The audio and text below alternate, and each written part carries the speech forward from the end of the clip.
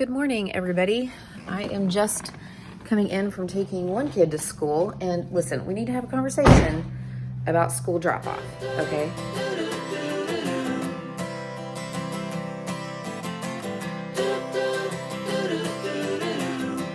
In my opinion, when it comes to dropping my kids off at school, there are two kinds of parents. There are the parents who have it together and who are there the earliest they can possibly drop their kid off. They're walking out the door 10 minutes early. They're waiting in the drop-off line, so as soon as those teachers come out and open the door, their kids can hop out and go to school. And then there are parents like me who are rolling in 5 minutes before the bell rings and dropping their kid off and being on their merry way. Now, throughout most of the year, this works just fine, right? But we're getting to the end of the year, and some of the early birds, they're starting to, get a little bit later in the morning. And I'm telling you, nobody's winning because everybody's late. If you committed to be the early bird and drop your kid off as soon as the bell rang at the beginning of the school, you need to do us slackers a favor, okay? And commit to it for the rest of the year, because we're leaving the same time we always have, and we're like getting to the door 5 minutes later because the line to drop kids off is backed up later and later. Come on, guys, we got to power through to the end of the school year. We got to do it. Pardon the dryer going in the background, you guys. I'm just sitting in my kitchen. I took the kids to school and then I went for a little walk. I'm about to go kind of like get ready and dress for the day.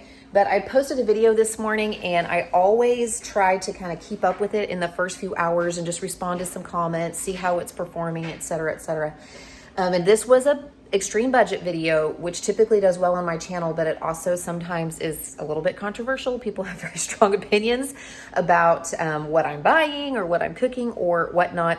And typically speaking, 95% of the comments that I get on my channel are great. They're even kind and encouraging. It's fine. The bigger my channel gets, the more views the videos get, the more likely it is there's going to be somebody who just woke up on the wrong side of the bed or is just out to put somebody in their place.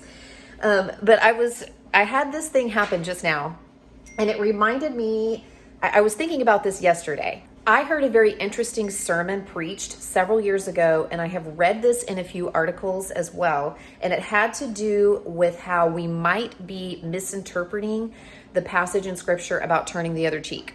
That a lot of times we interpret that as we're Christians, so we should just, when people abuse us or persecute us, we just have to take it, and go throughout our day. But there are some people who have said, and I've heard this now several times, that we are misunderstanding that it might actually have been Jesus teaching his disciples how to be defiant without being violent, because they were, the Jewish culture at that time lived under very, very strict rules and laws. I mean, everything down to how you washed yourself and bathed yourself, what you ate, what side of the bed you got up on, in the morning. And that even slapping somebody, which was considered a high insult, had rules. And you would only use your right hand because you would never use your left hand except for unclean tasks. So if you turn your cheek just the right way, they actually can't physically slap you with their right hand. And it would have either, made them do something that they would be in trouble for, or it would have been embarrassing for them because they would have had to use their other hand. So it was kind of like throwing the ball back in their court and almost like daring them to do it again, but not really bringing them any harm. And that sort of interpretation makes sense to me whenever I think about the way that Scripture says Jesus spoke with people in positions of authority, like Pharisees and leaders and teachers and leaders in the church and, the ruling class. And so it's almost like he didn't necessarily come out all the time and just, condemn them. He let them get caught in their own words and condemn themselves. So it kind of makes sense to me. But I bring this up because occasionally when I have a comment on my channel that is obviously mean or snarky, I mean, sometimes, I try not to just assume tone with somebody, but sometimes it's very clear that they're just out to put me in my place over something. And that happened this morning. But what I have done is occasionally I will just pin that comment to the top of the video. And when I pin a comment, that means it's the very first comment that people see. And usually I write a comment myself giving you guys some more information, and I'll pin that one to the top. But occasionally I will pin one of those condescending, mean comments to the top. And what's really funny is that every single time I've done that, the comment disappears within hours or even minutes. This time it was minutes. It was like 30 minutes and that comment was gone. I didn't remove it. It wasn't spammy, so YouTube didn't remove it. I guarantee you that person probably went back and removed it because people started commenting, replying to that comment and saying, where are you coming from on this? Which is kind of aggravating, annoying to me, because obviously it means that person isn't willing to stand up and defend themselves to other people, so they don't really stand behind their words. They just want to hide in the comments so that they can get at me, because if they just comment randomly on a video that's got 50 to 100 comments or whatnot, most people are not going to scroll down and read them all and find that one. But if I pin it to the top, everybody's going to see it and they're going to have to stand behind their words. And a lot of times they're not willing to do that. So I know that some people would say I'm wrong for doing that. Maybe that's mean, but I just feel like that's a way to be like, okay, you want to say this about me? I'll let other people see it and we'll see what they have to say. And every single time that person comes back and deletes their comment. Crazy. I am picking the winners from the giveaway I did on that Easter weekend vlog over on my primary channel. So it says all I have to do is enter the YouTube video URL, which it is right here, and then filter duplicate users, don't include replies, filter comments based on a specific text, excludes blacklist, add extra entries. Okay, all right, we got it. So I will need to do this twice because I am picking 2 winners and we will see what happens. So it's gonna pick a winner. Here we go. All right, Wendy Conradi. And now let's pick another. All right, here we go. Sheila Donaldson. Oh, secret emoji, she's got it. All right, those are my 2 winners. Okay, I am all cleaned up and I've got to figure out what I'm gonna do now. Are you guys ever in a situation where you have a crap ton of stuff to do and you just can't decide where to start? That's like where I am right now. I'm just trying to figure out where to start. I probably need to just sit down and like make a plan, not just for today or for this week. I need to film, I want to film an Amazon favorites video. I need to get that filmed today. I don't have anything in the can right now. Normally I would have footage for videos that I'm editing, and then I have videos that I'm filming so that I'm almost like a week ahead with my uploads. But right now I have nothing for either channel. So I kind of need to play some catch up, and I'm just trying to decide the absolute best, most efficient use of my time. So while I'm deciding, I'm wasting time. I just need to pick a place and start.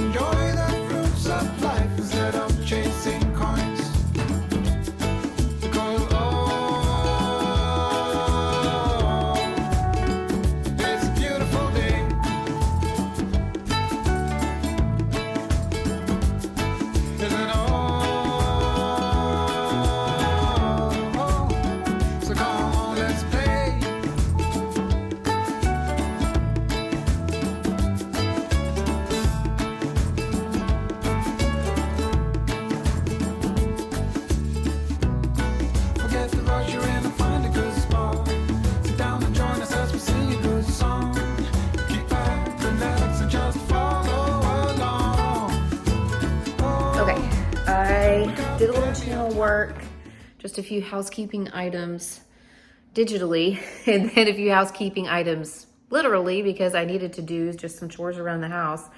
Confession, when I worked full-time as a teacher, we actually used to set aside money. We budgeted money to hire a housekeeper, and it wasn't very expensive. They were referred to us. They were looking for new clients in our area, and so we're like, yeah, great, I think we can afford this. And they only came every other week, so 2 times a month, basically, they would come, and it was almost like a reset. Like they would do the floors, and they would do the dusting, change the sheets on the beds, clean the bathrooms, and we weren't home during the day, right? We were, all of us, either in daycare, school, or working out of the house Monday to Friday. So I still kept up with the day-to-day stuff. I mean, I had to clean my kitchen, I had to do the shopping, I had to do the cooking, I had to keep up with the laundry, we had to do kind of the daily tidy up. But that was so helpful to us. And we're kind of in this point now where we're starting to determine whether or not I'm getting to that point where with my channel where we might need to think about setting aside some of the money it brings in to help me out around the house, because at some point my time is better spent making content for you guys, you know, working on my platforms, getting better at filming, at planning what I'm going to film, at editing, getting better at Instagram. That's been a huge goal of mine for a while. So I don't know, we're kind of to that point where we're deciding what's worth more, our time or our money. And I've talked about that on my channel too. I'm sure there are people who think it's crazy to pay somebody to clean your house, but I'm telling you, just that, like even just once a month, to have somebody come in and do some of the stuff that I don't always get to, like the dusting or like cleaning the refrigerator or something like that. I mean, there's all these little tasks that they would do for us that kind of go unnoticed, but it was so helpful. So I've really got to get to filming this video. I need to film this Amazon favorites video, so I've got to finish making my list for that and get that done, because I'm already almost to noon. And then, you know, the kids come home in a few hours, and then it's just fast and furious. My time runs out quickly. I just finished filming this Amazon favorites video, and I'm going to start working on editing that while I eat a little lunch. I'm whipping up some lunch on the stove right now. I'm actually doing a pantry challenge video this week, so trying to use some stuff up that we already have on hand. And some of you guys will ask me sometimes, you know, where do you get your ideas? How do you come up with your ideas for your recipes? Sometimes I just make it up as I go, and based on the kinds of things that I've made in the past and the sorts of things that I know we like, I can kind of make something come together for dinner and for these budget challenges and things. And sometimes I do peruse Pinterest and I try to find something maybe that inspires me. It's very rare that I use a recipe straight from somewhere else. If I do, I always try to, you know, leave it linked in the description box and give them a shout out, you know, let them know this is where I found this, or I was inspired by this or whatnot. And sometimes what's funny is I'll be perusing through recipes and I'll see something and I'm like, oh, that looks good. And then it leads me down a path where by the time I'm done making what I made, it looks nothing like the original. So I don't really know how to answer that question. I guess it's just a combination of trying to be resourceful with what I have, basing it on previous experience and stuff that I know works pretty well together, and sometimes looking around for some ideas and just adjusting them, making substitutions, making adjustments so that they'll work for whatever parameters I need them to work in, whether it be a pantry challenge or a budget challenge or, you know, a family meal or something like that. Well, I had a plan for dinner tonight and a plan for the evening in general, but it just fell through. Brick was supposed to go to a high school baseball game with his team, or my husband, his dad, was taking him. And they just let us know like 3 hours in advance that they're not going to let us come because of COVID protocols, which is fine. I get it. But could they not have told us that last week? Brick is going to be so disappointed. He was like excited. He was going to get to go watch baseball. And McKenna does not have gymnastics this week. They take a 1 week break after competition season is over. So I actually have a meeting with her coaches tomorrow, but she doesn't have practice.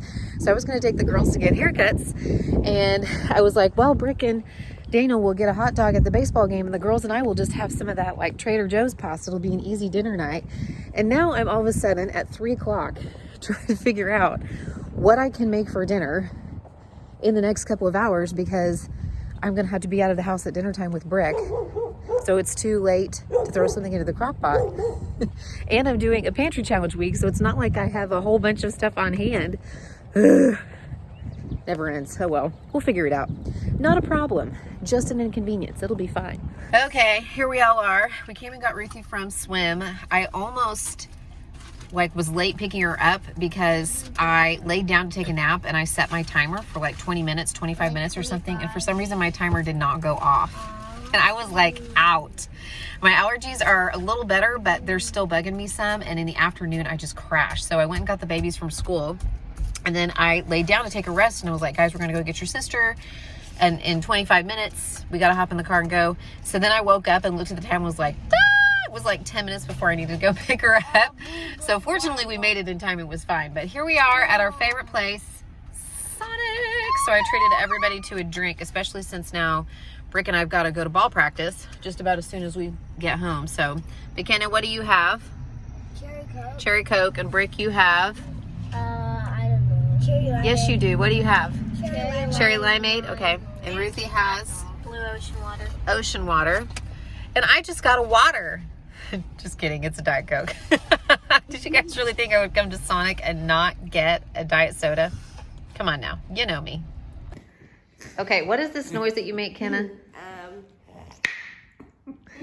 I can't even, it's not like she's clicking her tongue. It's not like it's like way louder than that. Yeah, how do you do that loud? Yeah, it's like the weirdest thing. It's kind of like being able to touch your nose with your tongue. That's so odd. It's so odd. And what happened to you? I didn't get any of your baseball practice on film.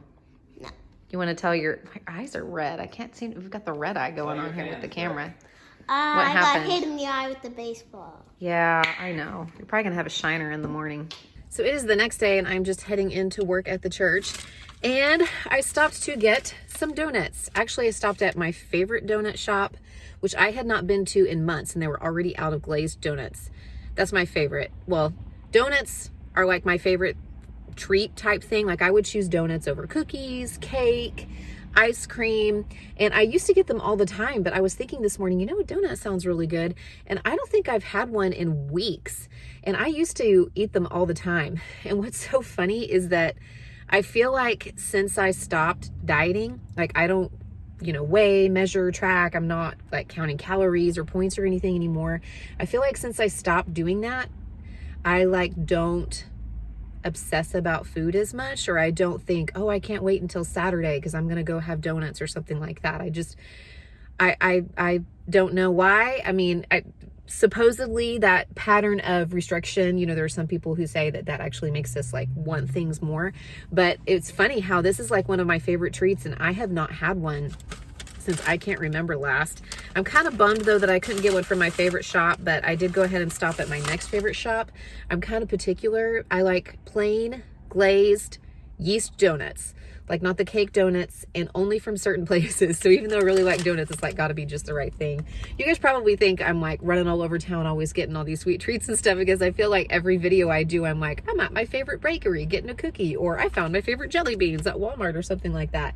But I was just thinking about how interesting that is, that I used to probably have donuts every single week on a cheat day or a no count day or something like that. And ever since I stopped doing that, I don't think about it as much. But on a day like today, when I'm that sounds really good, I'm going to drop by and get a donut on my way into work. And it's just part of my life. That's not to say I don't have some nutritional goals or boundaries or something like that. I mean, I think I still, eat fruits and vegetables and drink water and try to control portion sizes. Something I still struggle with is grazing and snacking throughout the day. So doing the fasting that we were doing during Lent, doing a 24-hour fast, even though that was for spiritual reasons, that really helped me address that habit as well too. So it's something I've considered maybe continuing to do once a week, just to kind of practice okay, I don't have to constantly be munching on something. Is it because I'm hungry, or is it because I'm tired, stressed, bored, anxious, whatever?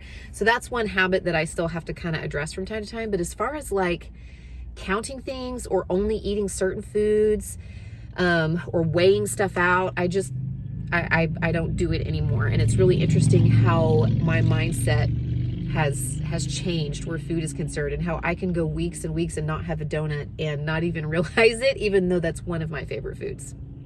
Okay, so I am standing in the room that I am trying to turn into the permanent home for children's music here at the church. For several years, for the past couple of years when I've been here, we've just been kind of roaming around to available spaces. So we were finally able to carve out a space that we could stay in. And I'm in the process of moving everything over here. There was a big storage closet here. It was a huge mess. Some people who previously worked here basically used it as a dumping ground, and we had to take everything out and have been slowly kind of going through it, pruning it, putting it back where it goes. I still have a few tables back behind me of stuff that isn't ours, the music department's anyway, that will be moved. But I've been trying to move the big instruments over today, and it's a blessing. We have so many resources here. I mean, elementary music teachers the elementary music teacher and me, at least, the times that I've taught elementary, I just walked in and was like, whoa, I can't believe you have all this stuff. But we have a bunch of Orff instruments, the little miniature like marimbas and vibraphones or metallophones. And that's what I've been trying to move over today. And it's crazy, but I think I got it. I also realized as I was walking in that we were starting handbells today. I don't know where my head was, so I had an hour and a half of handbell rehearsal before I got to this, but I'm beat now, so I'm gonna head home, but we'll see where the rest of the day brings us. I just picked the babies up from school and they're trying my snack that I made. I'm doing a pantry slash freezer slash fridge clean out, like I use it up this week, which you'll see up over on my other channel, but I made these like banana oat chocolate chip bites. What do you think? McKenna, you like them? Yeah? And they've got peanut butter in them and fun stuff like that. What do you think, Brick? Just okay. Oh well, you know, you can't please everybody. We're almost done with running the mom shuttle. We're in line at the aquatic center to pick up Ruthie. We went in for a few minutes because I wanted to try to get a picture. I mean, I wanted to try to watch some of her practice because I hadn't gone in and watched her practice since she switched to this facility. And they have like glass along one end of the pool so that parents can watch like from outside looking in but not be on deck. And before that, McKenna doesn't have gymnastics this week. There are only 3 weeks out of the year she doesn't have gymnastics. This is one of them because it's the week after the season is over, but the coaches do meetings with all the parents and the kids. So don't worry, we're parked here and the car's not in drive. That's why Brick's roaming around in the back there. But we're just here to get Ruthie and then we'll head on home, and then that's it for the mom shuttle tonight. Like, this is our least busy day. Okay, I just spent like the last hour and a half making dinner for everybody. I made a little bit more labor intensive dinner. I made the kids something different than us tonight because I'm trying to use some things up, and I made the husband and myself some salmon and some risotto. You'll see that in my dinner video that'll probably be up on my other channel after this vlog goes up. But I'm gonna sit down and eat that, and Brick and I are going to watch the Mighty Ducks. Has anybody been watching the new Mighty Ducks series? I feel like they're really getting us like 80s kids, like grew up in the 90s, born in the 80s with all of these reboots, like the Full House reboot and the Mighty Ducks reboot, and there was the Boy Meets World reboot, the Girl Meets World thing. I don't know, I feel like they're doing a lot to try to reel us in and get us to watch stuff with our kids, which is fine. Has anybody been watching that? It's on Disney Plus. But we're gonna watch an episode of that, and I'm gonna go ahead and call it a night, call it a day, call it the end of this vlog. You wanna tell them thank you for watching? You can't. You wanna tell them thank you for watching? Thank you for watching. Okay, Kitty got her paw out of my mouth. What do you say? Thank you for watching. Bye.